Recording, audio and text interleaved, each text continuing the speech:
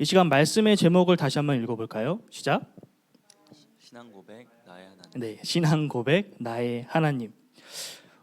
우리가 흔히 사람을 사회적 동물이라고 말합니다. 왜냐하면 우리가 세상을 살아가다 보면 다양한 사람들을 만나고 그들과 관계를 맺기 때문입니다. 새로운 인연을 만나기도 하고 또 기존에 있었던 인연과 이렇게 헤어지기도 하는 그러한 관계 속에서 우리는 늘상 이렇게 살아가죠. 새로운 사람들을 만나 대화를 하다 보면 저는 그 사람이 어떤 사람인지 또 그 사람이 어떤 생각을 갖고 있는지 좀 이렇게 파악해 보려고 합니다. 아마 여러분들 다 있을 것 같아요. 그래서 뭐 걸러내기도 하죠. 제가 누군가와 이 신앙적인 대화를 처음 나눌 때 그 사람의 신앙이 어떤지, 그 사람이 믿고 있는 하나님은 어떤 사람인지, 또는 그 사람의 어떤 신앙의 색깔은 무엇일지 좀 유추하고자 자주 사용하는 질문이 하나 있습니다. 굉장히 좋아하는 질문인데 그 질문은 바로 당신에게 하나님은 어떤 분이십니까? 라는 질문이에요. 당신에게 하나님은 어떤 분이십니까? 이 질문을 드리면 굉장히 다양한 답변들이 돌아옵니다. 예를 들어서 하나님은 저에게 사랑이십니다. 왜냐하면 하나님은 제 삶에 이렇게 역사하셨기 때문이죠. 하나님은 친구 같은 분이십니다. 제 삶 가운데 이렇게 역사하셨기 때문입니다. 라는 답변들이 돌아와요. 제가 심지어 어떤 답변도 들어봤냐면 하나님은 제가 하고 싶은 대로 하지 못하도록 막으시는 깡패 같은 분이십니다. 라는 답변까지도 들어봤습니다. 다양하게. 당신에게 하나님은 어떤 분이십니까? 라는 이 질문은 앞서 말씀드렸던 것처럼 그 사람의 이 신앙의 결이 어떤지, 그리고 왜 그러한 고백이 나오게 되었는지에 대한 그 사람의 삶을 우리가 유추할 수 있게끔 해주는 아주 좋은 질문이에요. 그리고 그 이후에 진행되는 나눔까지도 자연스럽게 이어지도록 하는 질문이죠. 최고의 질문이에요. 그렇다면 제가 여러분들께 한번 질문을 드리겠습니다. 여러분들에게 하나님은 어떤 분이십니까? 본문으로 돌아와서 오늘 다윗에게 하나님은 어떤 분이셨을까요? 오늘 다윗이 고백하고 있는 이 하나님은 그의 인생에 어떤 하나님이었을까요? 오늘 저는 세 가지의 키워드를 가지고 다윗이 만난, 다윗이 경험하고 다윗이 고백한 하나님이 어떤 분이신지 함께 살펴보고자 합니다. 다윗의 인생 여정 속에 새겨져 있는 그 하나님의 흔적들을 발견하며 다윗이 고백한 다윗의 하나님을 살펴볼 때 그와 동시에 우리 각자의 삶 속에 새겨져 있는 하나님이 어떤 분이신지, 우리의 삶 속에 새겨져 있는 그 하나님의 흔적도 함께 발견하여 나의 하나님이 어떤 분이신지 좀 진지하게 고민해보는 그런 시간이 되기를 소망합니다. 다윗의 첫 번째 신앙 고백입니다. 우리 함께 읽어볼까요? 첫 번째 키워드입니다. 시작. 등불. 등불. 29절에서 다윗은 하나님을 이렇게 고백합니다. 하나님은 나의 등불이십니다. 소리 너무 울려요. 등불은 이 손을 두 개를 이렇게 모았을 때 이 두 손 안에 딱 들어올 정도의 아주 작은 기름 등잔입니다. 기름 등잔. 그래서 그 불빛의 크기는 초 하나 정도로 아주 그냥 작은 사이즈예요. 자, 그렇다면 이 등불의 기능적인 역할이 무엇일까요? 등불은 왜 존재하는 걸까요? 등불은 뭔가 어두움을 비추기 위해서 존재하는 거겠죠.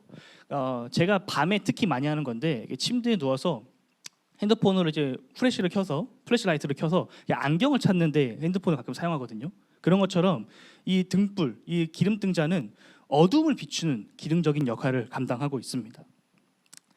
다윗은 하나님을 그러한 존재, 어둠을 밝히는 존재라고 고백을 하는 것입니다. 그저 평범한 어둠이 아니라 나의 어둠, 다윗에게 임한 그 어둠을 밝히는 존재로 하나님을 고백하고 있어요. 자신을 둘러싸고 있는 그 어둠을 몰아내고 제거하는 분으로 고백합니다. 여기서 그렇다면 다윗이 말하는 자신을 둘러싸고 있는 어둠, 자신을 억누르고 있는 어둠은 과연 무엇일까요?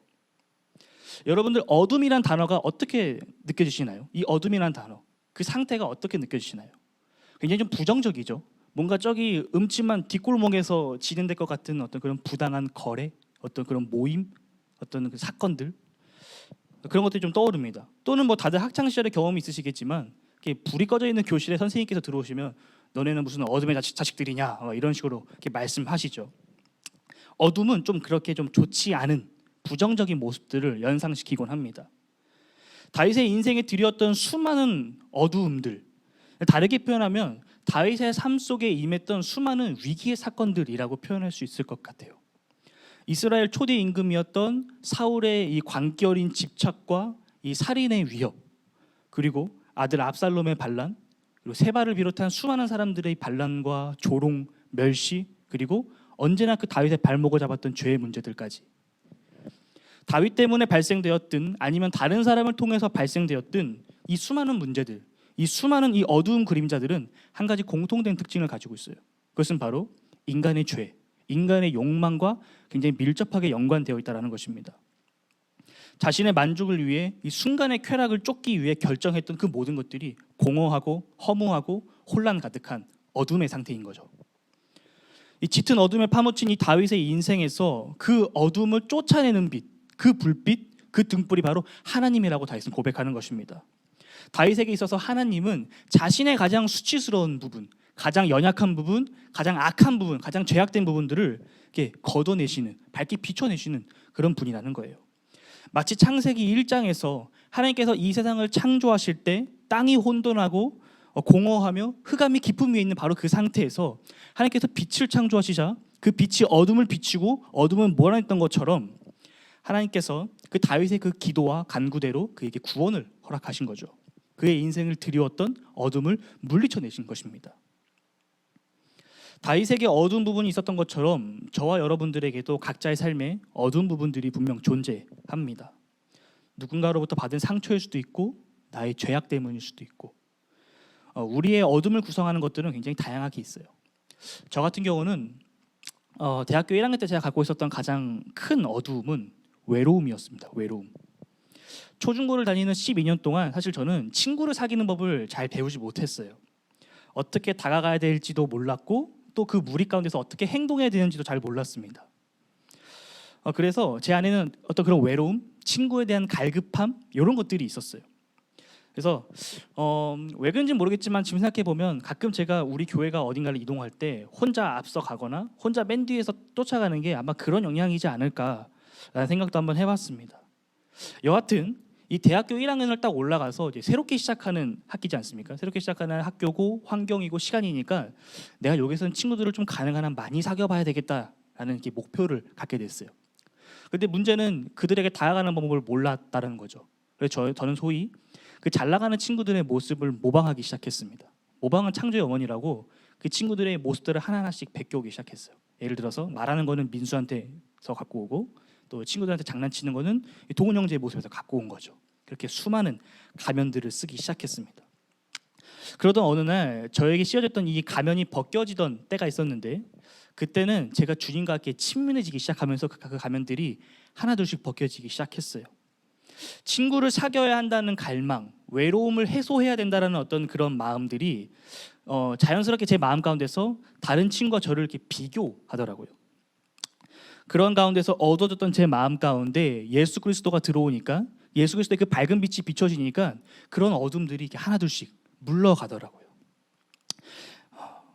아마 다윗도 비슷한 경험을 했던 것 같습니다.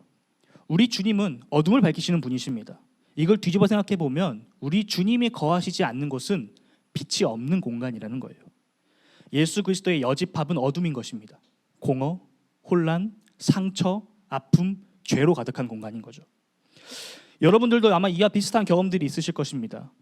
예수 그리스도로 말미암아 우리 안에서 시작된 작은 변화들, 모두가 동일하진 않겠지만 비슷한 경험들을 다 갖고 있어요. 우리 삶의 연약한 부분을 비추시고 보호하시고 보강하시는 하나님, 잘못된 것들을 제거하시고 우리를 따스한 빛으로 이렇게 품어 안아주시는 하나님. 이러한 우리 신앙의 이 경험은 우리로 하여금 하나님이 어떤 분이신지 알게 해요. 그리고 하나님이 어떤 분인지 알게 되는 우리의 그 경험, 깨달음은 하나님의 일하심을 기대하게 합니다. 내 삶의 역사 속에 하나님께서 앞으로 또 이렇게 역사하시겠지라는 기대를 갖게 하죠. 우리 삶의 또 다른 어두움, 또 다른 연약한 부분을 회복하시고 자유케 하실 우리 주님을 기대하게 합니다. 다윗이 하나님을 자신의 고백으로, 자신의 표현으로 정의하고 노래했던 것처럼 우리도 날마다 새롭게 경험하고 알아가는 하나님을 나의 고백으로, 나의 표현으로 고백해야 됩니다. 그렇게 정의하고 노래하고 영광 올려드리는 삶을 살아가시길 주님의 이름으로 축복합니다. 저는 여기서 한 가지 질문이 하나 있었어요. 그것은 보통 우리가 무엇인가를 비교하고 대조할 때 서로 양극단에 있는 예시를 듭니다. 예를 들어서 하늘과 땅, 생명과 죽음, 동물과 식물, 빛과 어둠 이런 식으로 말이죠. 그런데 다윗은 오늘 하나님을 자신의 어둠을 쫓아내주시는 빛이신 하나님, 빛 대신 하나님 이런 표현이 아니라 등불이라고 표현을 하고 있습니다. 등불. 그렇다면 다윗은 왜 등불이라고 하나님을 표현했을까요? 아마 거기에는 분명 수사학적인 어떤 의도가 있을 텐데 왜 다윗은 하나님을 빛이 아닌 등불이라고 표현을 했을까요? 여기에는 아주 특별한 의미가 숨어져 있어요. 이 사무엘서와 곧바로 이어지는 이 열왕기서에서 이 등불이란 단어는 단순히 빛을 밝히는 어떠한 사물뿐만 아니라 또 다른 특별한 의미를 가지고 있습니다. 오늘 본문 바로 전장인 사무엘하 21장 17절 말씀을 보게 되면 다윗이 이 블레셋의 거인들과 이 전쟁을 할 때 있었던 일들이 기록되어 있는데 우리가 한번 설교에서 다뤘었습니다. 다윗이 전장에 앞서 나가니까 다윗의 부하들이 다윗을 말려요. 왕은 이제 좀 뒤로 빠져서 전장에 나오지 말아 주십시오라고 말합니다. 왜냐하면 다윗이 나이가 너무 많기 때문에 전장에서 이제 앞장서기에는 체력적인 한계가 있었습니다. 두 번째로는 다윗의 부하들 입장에서는 왕을 수호해야 되는 디펜스 게임인 거예요. 그러니까 왕은 좀 안전한 곳에 계시고 우리가 앞에 나가서 싸우겠습니다라는 거죠. 바로 그때 이 부하들이 다윗에게 했던 말이 성경에 이렇게 기록되어 있습니다. 우리 함께 읽어볼까요? 시작. 임금님은 이스라엘의 등불이십니다. 우리는 우리의 등불이 꺼지지 않도록 지키고자 합니다. 아멘.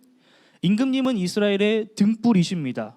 라는 말은 임금님은 이스라엘의 왕입니다. 라는 말입니다. 이 등불은 왕권을 상징하는 단어예요. 하나님은 나의 등불이십니다. 라는 이 다윗의 고백은 사실상 하나님은 나의 왕이십니다. 라는 고백인 것입니다. 그저 자신과 같은 평범한 인간의 왕이 아닌 다윗 자신이 해결하고자 했던 문제들을 해결할 수 없었던 결코 인간이 스스로 해결할 수 없었던 그 어둠의 문제를 해결한 진정한 왕이십니다. 라는 것을 지금 고백하고 있는 것입니다. 사람들은 다윗이 이스라엘의 왕이라고 고백하지만 다윗은 그것을 부정하고 하나님만이 이스라엘의 참된 왕이십니다. 라고 지금 고백을 하고 있는 거예요.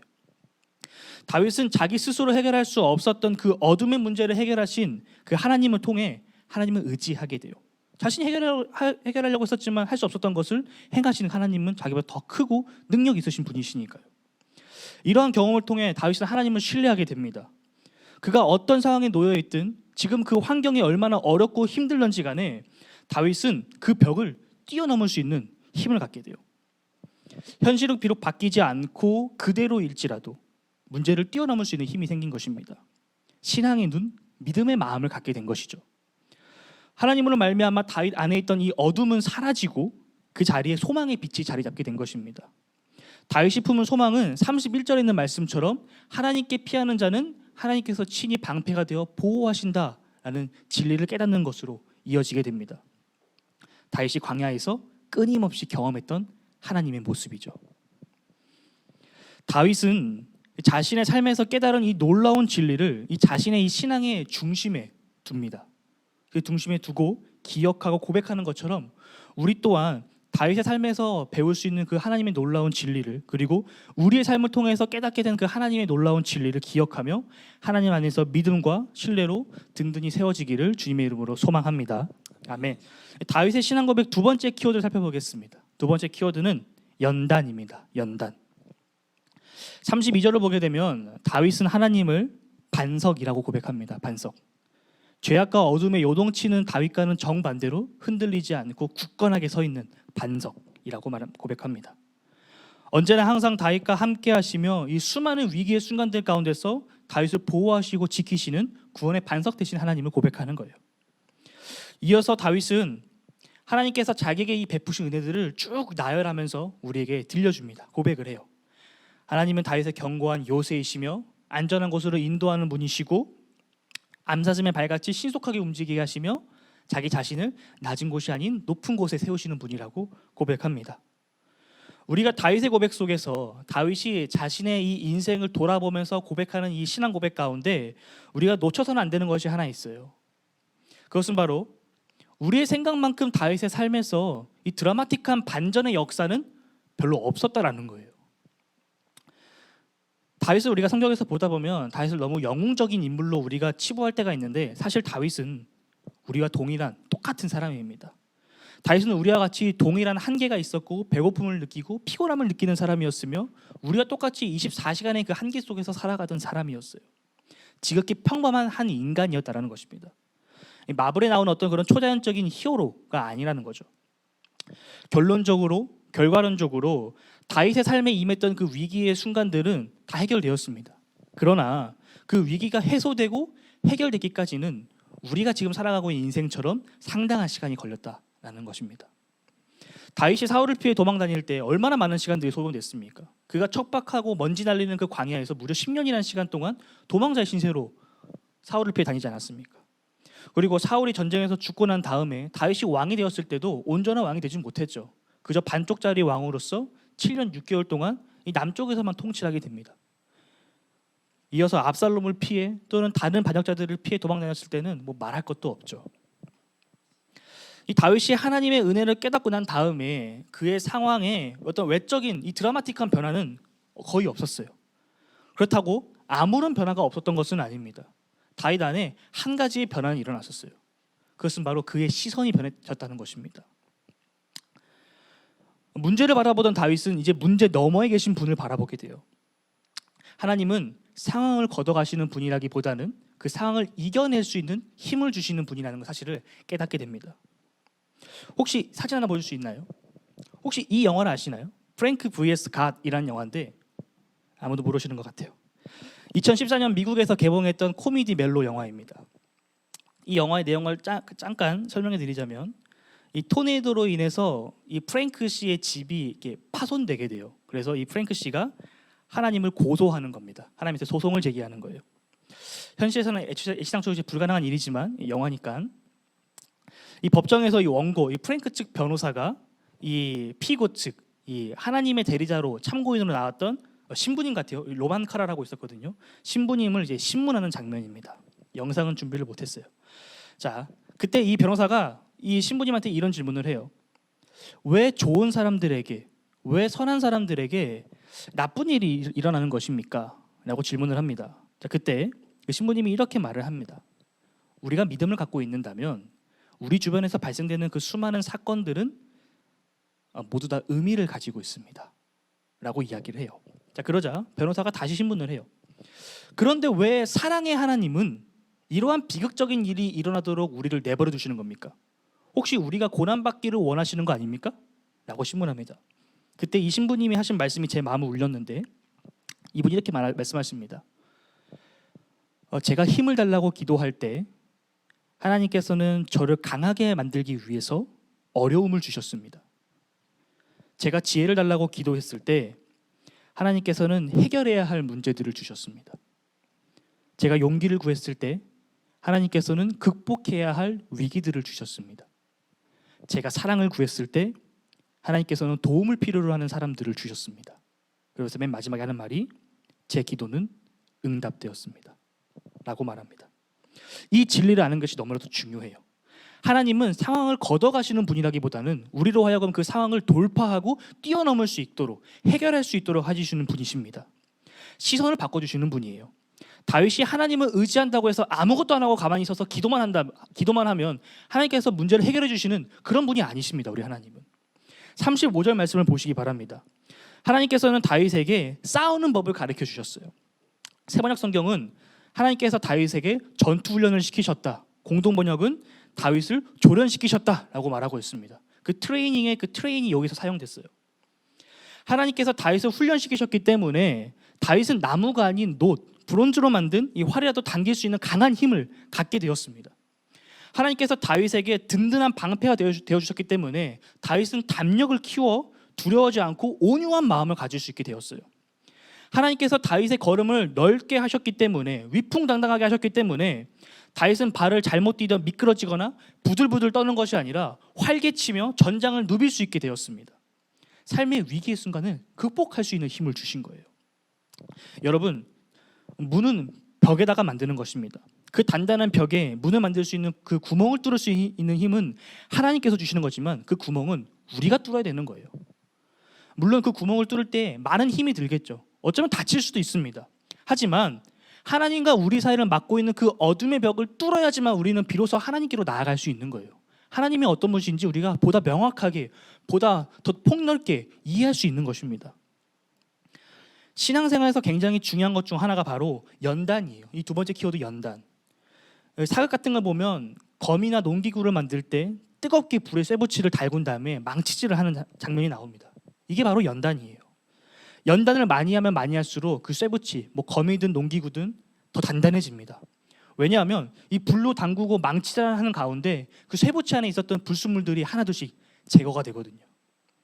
이 불에 달궈진 이 쇠붙이를 망치질을 하듯 내려칠 때 다윗의 삶의 그 고난과 위기의 순간에 닥쳐올 때 이 하나님의 연단, 하나님의 이 망치질은 다윗의 가장 연약한 부분을, 가장 죄악되고 부끄럽고 수치로운 부분을 내려쳤습니다. 많이 아팠을 거예요. 많이 고통스러웠을 것입니다. 그러나 사도 바울은 우리에게 이렇게 말해요. 로마서 5장 3절에서 4절 말씀을 보면 환난은 인내를, 인내는 연단은 소망을 이룬다고 말이죠. 다윗의 마음과 그 영혼 가장 깊숙한 곳에 숨어 있었던 그의 가장 연약한 부분, 또 그의 죄악들이 그 아픔을 통해서, 그 고난을 통해서, 그 연단을 통해서 하나둘씩 제거되는 거예요. 이 다윗의 연약함이, 다윗의 이 죄악됨이 하나 둘씩 제거될수록 이 다윗의 영성은 더 깊어지고 더 넓어집니다. 더 강화돼요. 그저 들판에서 양밖에 칠 줄 모르던 그 키 작은 아이가 한 나라의 왕이 되고 하나님으로부터 인정받을 수 있었던 것은 그의 삶에 있었던 수많은 연단들 덕분인 것입니다. 어찌 보면 당연한 거죠. 내 안에 들어있는 하나님을 온전히 바라보지 못하게 하는 것, 하나님의 말씀에 온전히 순종하지 못하게 하는 것들을 제거하면 제거할수록 우리는 하나님과 더 친밀하게 교제할 수 있는 것입니다. 또 하나님과 더 가까워지는 거죠. 그러므로 여러분, 우리 삶 가운데 임한 고난은 그저 저주가 아닙니다. 하나님께서 우리를 괴롭히시기 위해서 우리에게 고난을 주신 것이 아니에요. 고난은 우리를 한 단계 더 성장하도록 만듭니다. 보다 더 나은 나로, 보다 더 온전한 나로, 보다 더 하나님을 닮은 나로 성장하고 성숙하게끔 만드는 과정이에요. 물론 그 과정 가운데 살을 깎고 뼈를 깎는 아픔은 어쩔 수 없이 동반됩니다. 그러나 그 훈련, 그 연단을 통해서 성장과 성숙을 이뤄가시는 하나님을 우리는 반드시 기억해야 합니다. 이것이 바로 하나님께서 우리 삶 가운데 역사하시는 방법이에요. 한홍 목사님의 폭풍 속의 은혜라는 책 224쪽부터 시작되는 하나의 챕터가 있는데 그 챕터의 제목이 이렇습니다. 고난 속에 이루어진 믿음의 업그레이드. 하나님을 제대로 바라보지 못하도록 하는, 하나님의 말씀에 순종하지 못하도록 하는 우리 안의 그 버그들을 우리가 발견하고 그것들을 제거하고 수정하는 이 믿음의 업데이트가 매일매일 우리의 삶 가운데 필요해요. 매일의 삶 속에서, 우리의 인생의 그 여정 속에서 비록 그 연단이 아프고 힘들고 괴롭지만 그 연단으로 인해 우리의 믿음이 더욱 자라나는 우리 모두 되기를 주님의 이름으로 축복합니다. 세 번째, 다윗의 신앙 고백 세 번째 키워드입니다. 함께 읽어볼까요? 네, 은혜. 다윗은 자기 자신을 무장한 군사로 묘사합니다. 오늘 고백에서 하나님께서 다윗을 무장시켜줬다라고 고백하지요. 이 부분은 앞에서 충분히 살펴봤기 때문에 넘어가겠습니다. 하나님과 다윗의 이 콜라보, 어떤 결과를 낳을까요? 안 봐도 뻔하죠. 안 봐도 비디오예요. 당연히 다윗이 승리를 할 것입니다. 예견된 미래죠. 조금 과격한 표현이긴 하지만 오늘 본문 43절은 이렇게 말합니다. 땅의 티끌같이 다윗을 미워하던 자들을, 다윗의 원수들, 그 대적들을 부스러뜨리고 길거리의 진흙같이 짓밟았다라고 말이죠. 이 다윗의 인생을 쭉 돌이켜보면 다윗은 참 열심히 부지런히 살았던 사람이에요. 다윗은 목동으로서 양을 칠 때도, 사울의 신하로서도, 군인으로서도, 또 이스라엘의 왕으로서도 참 열심히 부지런하게 살았던 사람입니다. 자기가 맡은 자리에서 책임을 다하는 사람이었어요. 최선의 노력을 다하는 사람이었습니다. 만약 그렇지 않았더라면 양을 칠 때 양 한두 마리 정도는 곰과 사자한테 빼앗겨도 괜찮다라고 생각하지 않았을까요? 사람의 목숨이 중요하지 맹수가 더 중요하겠어? 라고 생각할까요? 양의 목숨이 더 중요하겠어? 라고 생각을 할까요? 사울의 왕권을 존중하는 모습, 또 블레셋과의 전쟁에서 최선을 다하는 모습들을 봤을 때 다윗은 부단히 노력하는 사람이었다라는 것을 우리는 확인할 수 있습니다. 그런데 이 다윗의 고백을 자세히 살펴보게 되면 다윗이 그 열심을 다하여 얻게 된 그 결과가 다윗이 아닌 다른 누군가에게로 초점이 맞춰져 있습니다. 그것은 바로 하나님이에요. 다윗의 고백 속에는 하나님께서 하셨다, 주님께서 행하셨다라는 고백으로 가득 차 있습니다. 하나님께서 다윗에게 훈련을 통해 힘을 주시고 보호를 통해 담력을 얻게 하셨으며 힘을 주셔서 넘어지지 않게 하셨습니다. 또한 용기를 북돋아 주셨고 원수들을 무릎 꿇게 하시고 도망가게 하시고 진멸시키시죠. 다윗은 이 모든 것들이 자신의 노력의 대가라기보다는 하나님의 은혜였음을 고백합니다. 다윗이 행했으나 그 힘을 주신 분은 하나님이시고 하나님께서 그 상황 가운데 다윗을 이끌어 주셨다라고 고백하는 거죠. 이 다윗의 고백을 보면 예수님께서 하셨던 그 달란트 비유가 좀 생각이 납니다. 모두는 각자 자신이 하나님으로부터 받은 달란트, 은사, 재능, 어떤 시간, 노력 같은 것들이 있습니다. 이것을 우리는 적극적으로 활용해야 돼요. 다른 사람과 비교할 필요 없습니다. 5달란트 받은 사람은 5달란트 받은 그 양대로, 3달란트 받은 사람은 3달란트 받은 대로, 1달란트는 1달란트 받은 대로 자기의 역할에 충실하게 행하면 되는 것입니다. 비록 그 기간이 힘들 수는 있어요. 그러나 그 기간을 통해서 반드시 성장은 이루어집니다. 다윗의 인생에 있었던 이 수많은 경험은 기쁨과 고난을 함께 가지고 있어요.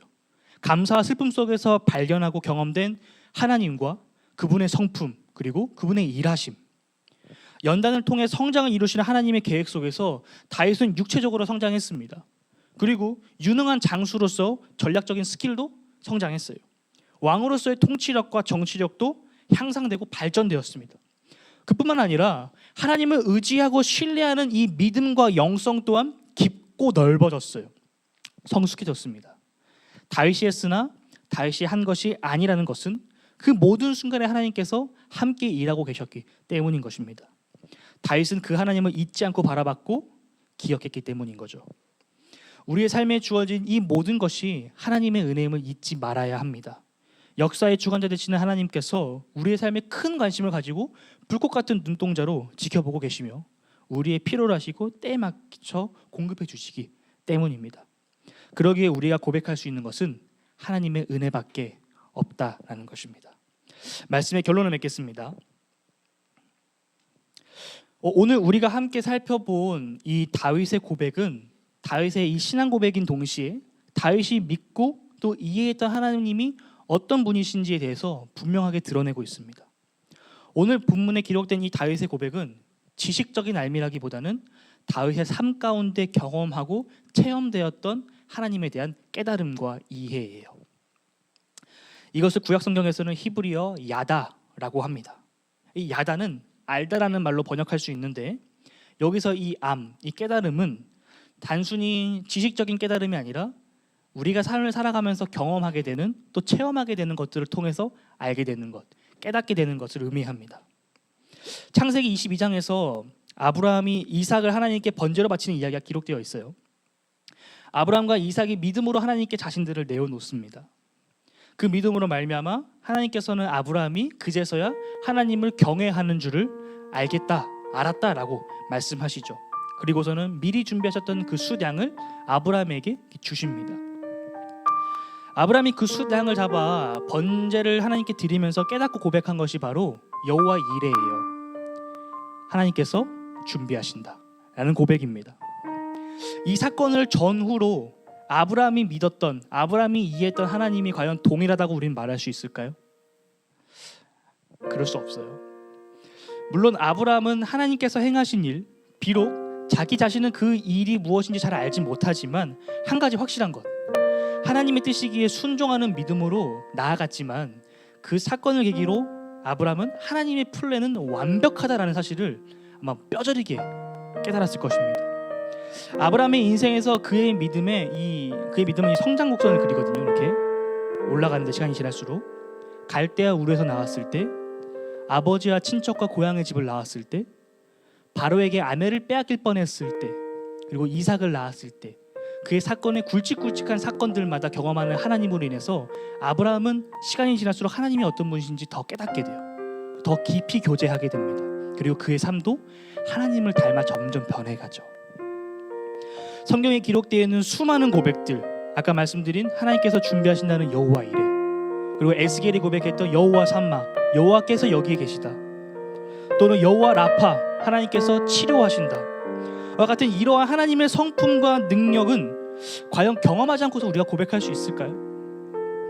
머리로 알더라도 실제로 삶에서 경험하지 않았다면 그것을 과연 우리가 온전히 안다고 표현할 수 있을까요? 저는 하나님이 평강 주시는 분이라는 것을 머릿속으로는 알고 있었습니다. 그러나 하나님의 평강이 무엇인지 실제로 체험한 다음에서야 비로소 그 하나님이 어떤 분이신지 알겠더라고요. 그 전에 제가 알고 있었던 하나님은 너무나도 작은 분이라는 것을 깨닫게 되었습니다. 우리의 삶에서 만나게 되는 그 수많은 경험들, 밝게 빛나는 순간도 있지만 반면에는 소망의 빛이 보이지 않는 그런 칠흑 같은 어둠 속을 걸어갈 때도 있습니다. 그러한 부정적인 때를 걷고 있는 중이라면 우리의 삶에서 경험되는 그 모든 이 고통의 순간이 그 고난의 순간은 아니라는 것을 기억하시기 바랍니다. 비록 그 시간이 고통스럽지만 우리가 그 고통 속에서 소망을 품을 수 있는 것은 그 자리가 하나님이 어떤 분이신지 배우는 시간이고 우리의 신앙과 믿음이 성숙해지는 연단의 자리이기 때문입니다. 그렇기에 고난은 고통을 수반하지만 궁극적으로는 복을 향해서 하나님을 향해서 나아가는 거예요. 서론에서 드렸던 질문을 다시 드립니다. 여러분에게 하나님은 어떤 분이십니까? 스스로 한번 질문해 보시기 바랍니다. 그리고 스스로 답해 보시기 바랍니다. 나의 하나님은 어떤 분이신가? 2023년 올해에 제가 가장 많이 느끼고 묵상하고 있는 하나님은 뒤에서 묵묵히 바라봐 주시며 붙잡아 주시는 하나님이십니다. 제가 처음 두발 자전거를 탈 때 아버지한테 배웠었는데 그때 아버지랑 참 많이 싸웠었어요. 자전거 놓지 말라고 많이 싸웠었습니다. 그때 아버지께서 뒤에서 묵묵하게 자전거를 붙잡아 주시고 저에게 이게 그 방법들을 가르쳐 주셨어요. 그리고 이제 페달링하는 법, 균형 잡는 법 이런 걸 가르쳐 주셨죠. 그때 아버지랑 많이 투덜거리면서 싸우긴 했지만 아버지가 뒤에서 자전거를 잡아주신다는 것 그 하나만큼만으로 믿음이 생기더라고요. 그게 두렵지 않더라고요. 결국 저는 자전거를 타게 됐죠. 저에게 하나님이 딱 그런 분이신 것 같습니다. 제가 늘상 기도했던 것 중에 하나가 두 가지 기도 제목이 있는데 첫 번째로는 동력자를 구하는 기도였어요. 함께 하나님의 나라를 위해서 동력할 수 있는, 함께 걸어갈 수 있는 사람들을 붙여주세요. 두 번째로는 늘상 불평불만만 하지 않고 새로운 도전을 할 수 있는 용기를 주세요. 제가 올해 이 두 가지를 좀 많이 하고 있는 것 같습니다. 하나님의 은혜로 채워지고 있는데 이것들을 해나가는 삶의 과정 가운데 그 걸음걸음마다 뒤에서 묵묵하게 지켜보시면서 붙잡아 주시고 있는 하나님의 손길이 느껴져요. 저는 요즘 그 하나님을 경험하고 있습니다. 다시 여러분들께 질문 드립니다. 여러분에게 하나님은 어떤 분이신가요? 여러분의 삶에서 경험되고 있는 이러한 하나님이, 이런 경험들이 넘쳐나기를 소망합니다. 어떤 블록버스터급의 어떤 경험도 좋고 아니면 그 잔잔한 파도와 같은, 잔잔한 호수와 같은 그런 경험도 좋습니다. 모든 경험을 통해서 하나님을 알아가시고 그 하나님과 친밀한 교제를 나누시는 여러분 되시기를 소망합니다. 밝은 빛으로 우리를 비추사 우리 안에 있는 어둠을 드러내시고 수많은 담금질을 통해 불순물을 제거하시며 하나님께 더 가까이 나오게 하시는 그 하나님의 크신 사랑과 은혜를 더욱더 날마다 경험하고 알아가는 복음 안의 세교의 모든 성도님들 되시기를 주님의 이름으로 축복합니다. 아멘. 이제 함께 기도하기 원합니다.